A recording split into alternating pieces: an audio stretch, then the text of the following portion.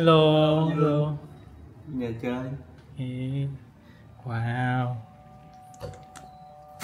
Ta.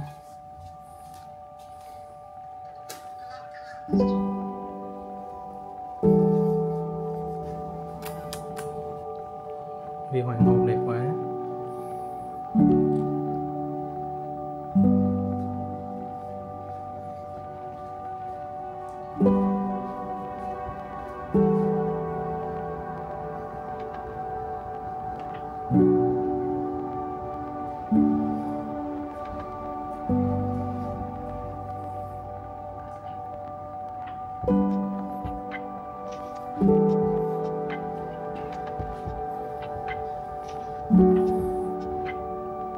Nhà là vậy thôi phải không? Không có trang trí Tết gì nữa hả? Không có chuyện mua đi ra gì hết. Ừ.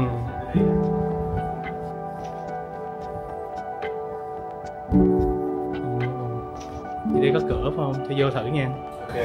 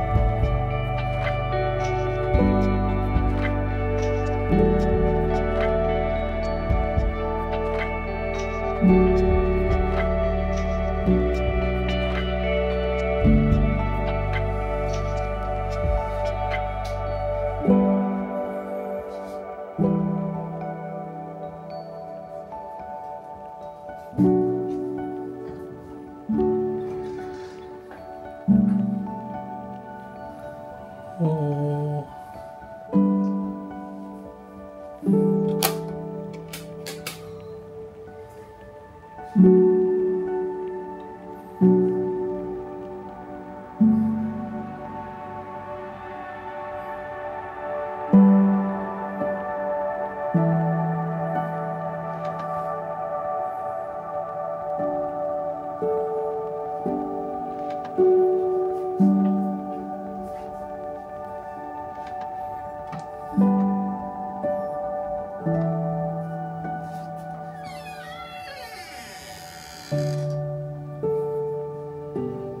Nhà đẹp quá.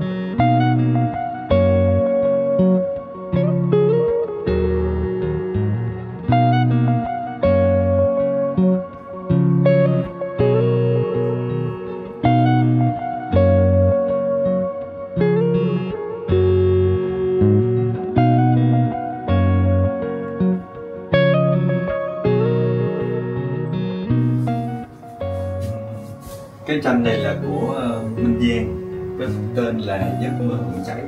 Cái tranh này là được đặt theo đúng cái kích thước này luôn. Nên là phải mời artist qua đây rồi đo cái kích thước của khu vực này, với lại là cũng phải ngồi nói chuyện với bên artist rất là nhiều để hiểu em là cái mong muốn của mình là gì, quan điểm với mình là làm sao. Thì cuối cùng là người artist đó, bạn Giang mới ra cái tác phẩm như vậy. Nên là có thể gọi là cái bức tranh này là được customize cho cái nhà này và cho cả gia chủ luôn. Wow. ở đây thì Hoa có thêm một cái bức nữa tên là Nâu của Imizu Kanda. Bức này là bạn vẽ bằng chất liệu cà phê trên giấy gió. Tên cũng hợp quá.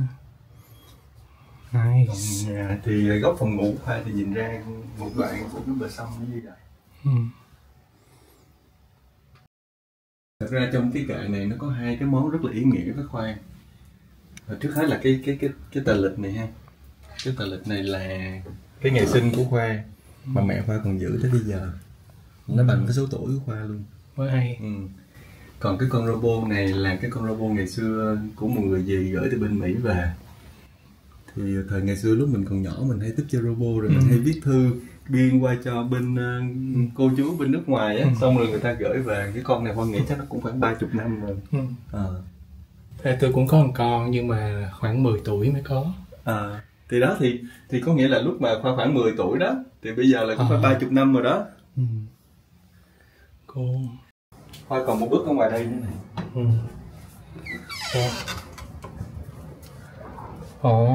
Đây, trong đây còn một bức của Tô Bảo Ân tên là Góc cỏ Đà Lạt. Đà Lạt.